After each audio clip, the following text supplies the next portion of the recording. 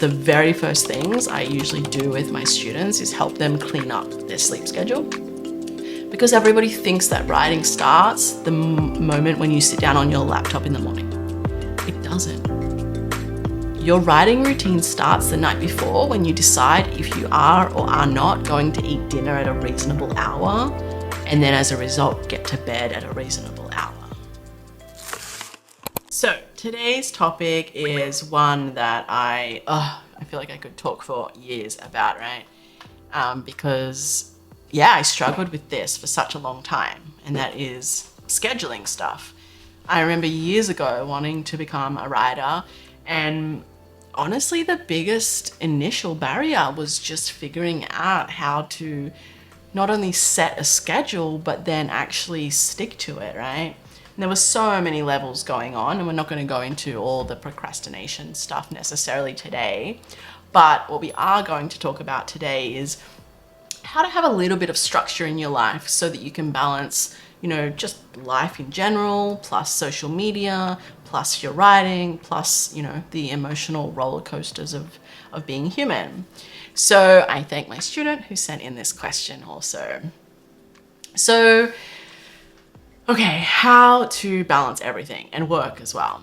For me, what I love to do is kind of have like a bit of a loose structure for my day that I then kind of stick to 5 days a week. So weekends are separate, but 5 days a week, I basically segment my day into 2-hour slots. And it's not necessarily exact. Like I don't always finish exactly on the hour, and sometimes I swap the segments around. And to be honest, it's quite rare that I 100% stick to it. But I stick to like 80% of it, right? And I do that year after year after year. So with that kind of like longevity, 80% is actually a damn high consistency level, right? If you're aiming for perfectionism, then you're just kind of setting yourself up to be perpetually disappointed, which is just going to make it not pleasurable at all. So that's not something that I would encourage. But here's what I do. So from 7 till 9, or sometimes it'll be a bit earlier, depending on what my current sleep schedule is, I will do my writing. My writing is always first. And so at the moment, that will be writing on my book, my second book, and then also writing my social media post. So generally it'll be like an hour and a half on my book, and then half an hour, like 15 minutes to write the post. And then by the time I take the photo and send it to my assistant to do the design and publish it and all that kind of stuff, half an hour is a good amount. Then I usually take a break and have breakfast with my boyfriend, hang out, like annoy him as much as possible. And then he starts work at 9:30, and then I'll usually clean up once he's gone. And then I'm usually back at the computer, usually by about 10. So it's usually like an hour break with him in the morning. Because he works late into the evenings, so we don't have the evenings together. Then I usually jump into some of my Write with Chloe work. It's an hour to 2 hours. It's a bit loose, but sometimes it's 20 minutes, sometimes it's 2.5 hours, but generally I'll do my Write with Chloe work next. Actually, that reminds me of a good tip. Something that I find useful is like, rather than getting super strict on like how much time you're allocating and when to each different task, I find it really helpful to be strict about the order. That's the game changer for me. Like, writing is always first. Always writing first. But sometimes I'll do my social media post before I work on my book. But most of the time I work on my book first, right? Sometimes I'll read a little bit first. Most times I go straight onto my computer, right? But it's that kind of general area that's happening first, and in that sort of 2-hour window, right? Then I will do my writing work. And even within my writing work, I try to have a bit of a structure, right? There's like 3 levels to my business work, and I try to stick to this, although I fail at it like 50% of the time. Like, oh well, the world keeps spinning. But ideally, I do it in this order. So I do like my main task for the day. Like, let's say I had to write a sales page, or I need to prepare some podcast episodes, or I don't know, whatever is the kind of current big project. I'm in the middle of a launch, whatever it is, I will do that first. Then I jump into Airtable, which is like the like workflow software platform thing that me and my team use. It's where we like allocate tasks to each other, communicate with each other, all that stuff. So I do that next. And then I pretty much always, though, leave my emails and checking social media until last. Because sometimes I can end up going down a rabbit hole or having conversations with family and friends, and it's just like a bit too fun sometimes. And then I, won't maybe finish the priority task. So I try to kind of stick to that order. Then what time would it be by that stage? 10, 11, 12. Yeah, it's usually about 12 by then. And then I sort of have 3 other things that I generally do. Well, I guess 4 actually. So I usually end up training for about 2 hours a day. I'm not necessarily going like hardcore for the whole 2 hours, but I'll be like at the gym for 2 hours, and then I'm sort of training hardcore for an hour, and then I've got an hour for like mobility or strength or hanging out with friends, whatever it is. So in these next couple of blocks, I kind of like let them rearrange as they will. So it's usually like a 2-hour training window. Then there'll be like a 2-hour either embodiment or study window. So depending what I've got going on, I'll either be doing a couple of hours of, say, a trauma program that I'm studying, or IFS or breathwork training, whatever it is I'm studying. Or I'll be doing embodiment practices, vaginal de-armoring, breast massage, meditation, calling the body back, whatever it is that I'm learning / working on. So that's usually about 2 hours. And then in the middle of those 2 things, my boyfriend has a break from work. And so I usually hang out with him for another 2 or 3 hours as well. But those kind of last 3 pieces, they'll kind of take different order depending on the day. And I try not to let myself do like anything more than that in a single day, right? Because sometimes it's like, oh, you're on a roll and you want to like keep writing. But then you keep writing for 3 or 4 hours and then you don't get your work finished. So then you're stressed and then you can't sleep. And then the next day you're too tired to write. So it's like, just stop at the limit that you set for yourself and get the other things done that you need to get done. So that's kind of how I structure my schedule, and I just really make sure that I'm not on social media before I like get the important things done. And then I also have boundaries with myself and my friends. Like, I work for myself. I can go wherever, whenever I want. But if friends want to meet, I will usually not meet them until like at least 11 a.m., if not 1 p.m.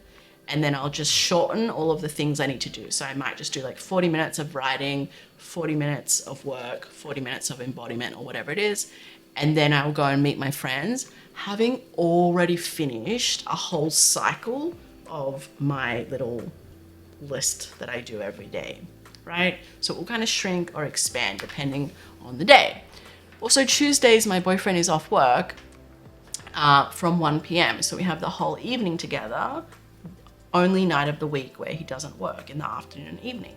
And so again, on Tuesdays, I'm just doing like 45 minutes of each of those segments. So then I can be with him. But then on other days, I'll do 2 or 3 hours, or whatever it is, right? So then I think that's about it with scheduling. I mean, I could do a whole episode on how I use my calendar and schedule tasks, and that would actually be really fun. I love that shit. But we might not go too down that rabbit hole, because there's a second part to her question. And this was balancing all of the work and life stuff alongside social media and emotional roller coasters. So I wish I had an answer for you. And honestly, like, I don't. Like, I kind of just don't balance it. Like, I kind of just swing between holding it all together for a time and then everything falling apart for a time, and then holding it all together for a time and then everything falling apart for a time. Like, who cares, right? Welcome to being a woman. I don't know, just get back on and get on the pony the next day or the next week, whatever it is, right? The one thing that I have going for me, no matter what happens, I always get back on the horse after I fall off. Anyway, I think you get the idea of what I'm trying to say. That's it. That's the key, right? No matter what happens, you just get back on. And if you've had a day off or you've had a week off, so be it. Another thing I try to do is kind of schedule like crying time into my day. Like, I literally have 2 hours of embodiment scheduled in my day every day. I rarely actually do 2 hours of embodiment, but I'll use that time to go and like be crying to my boyfriend about something, or I don't know, calling Sashi to talk through some trigger, or like, I don't know, messaging with my mother about how, I don't know how I'm going to figure this thing out, right? That's the moment to mention it down to one band. Sashi, my friend and operations manager, is sitting right here behind the camera as I say that. And so I kind of just anticipate that like I'm gonna be a mess. Like, I mean, I'm always kind of a mess, and then I'm not a mess, and then I am a mess, and then I'm not a mess. So I just kind of expect that. And then sometimes I just get really overwhelmed and really stressed, and then blame my boyfriend and get angry at him and then cry at him. Or sometimes I do the same thing with my mother. Like, I don't know. I guess what I'm saying is like, I love this question, but I think if you expected me to have all of the answers so that you could then do these things perfectly, my response is like, you're probably already doing it exactly how you need to be doing it. And you're probably not ever going to get it perfect. I keep trying, and what I'm increasingly realizing is like, it just doesn't work. It doesn't work. Another little hack that I try to do is like, when you think something is going to take you an hour, allocate 2 hours in the diary. And then I generally don't let myself schedule more than like 1 meeting per day. Sometimes there'll be 2, but it's not ideal. I never schedule anything with other people before 10 a.m. Except for breakfast with my boyfriend. So I know that I've always got until 10 a.m. Like, I'm an early riser. Get up early. Go to bed early, get up early. That is a game changer if you're not doing that already. Like, even if you've heard a million people say it and you're still not convinced, like, please just try it. Go to bed at like 8 or 9, get up at 4. Okay, I've said the extreme version now, so now you've got that out of your system that that's not realistic possible. Okay, great. Let's move into the 6 a.m. then, right? Okay, now you might feel like, okay, that middle ground is more possible for you. Get up at 6 a.m. Like, you can get a whole day of work done between like 6 and 9 a.m. Nobody is around, nobody's messaging you, nobody wants to hang out at that hour. You know, it takes time to regulate your sleep schedule, which actually, this is something that we work on in my membership right from the heart. One of the very first things I usually do with my students is help them clean up their sleep schedule. Because everybody thinks that writing starts the moment when you sit down on your laptop in the morning. It doesn't. Your writing routine starts the night before when you decide if you are or are not going to eat dinner at a reasonable hour, and then as a result, get to bed at a reasonable hour. So like, what time I eat dinner, whether I let myself watch Netflix or not, and then what time I turn the lights off. Like, those 3 decisions are actually the 3 decisions that let me keep my like life schedule and consistency largely on track. I think that's about it. Yeah. I mean, I also have like a lady that I do energetic/body work with. I have a trauma therapist that I see every single week. I've built friendships because of the level of inner work that I've done, that we can just call each other and talk through triggers. Like, I have a partner who listens to me deeply. You know, like, I make sure that I have a lot of support in my life. I think that also helps. And I proactively put time and energy into learning how to be a good friend, how to be a good partner, how to be a good daughter. I'm not saying I do any of those three things well, but the intention is there, and it's an ever ongoing process of skill development, right? And when you put that work into yourself, it just inevitably and organically comes back at you tenfold in support from people around you. Like, I have so much support from those close to me, you know? Yeah, I hope that was helpful.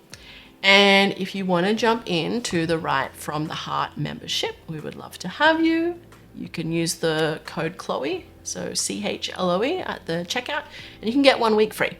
And there's like over 30 videos there telling you how to sort all of your writing routine stuff out. And then we meet online every Wednesday and we journal and we just get vulnerable and we share what's alive for us in our body, and we do all the things. And then we have like a group chat for check-ins in between live sessions. Super, super reasonable. It's like $77 a month. Like, that's the cheapest way possible that you will ever be able to work with me. And it's a really beautiful community. So check out the link below and come join us in Right from the Heart. We would love to have you. And if this episode helped you in any way, I would love it if you could give me a rating or click the subscribe button, or even better, write a review. You know, we put so much effort into producing a lot of content for you guys. And when we get a review here and there, it really means a lot, and it really makes a big difference on our end. So if you have enjoyed it, I would really appreciate it if you could write us a review. All right, sending love, and I'll see you next time.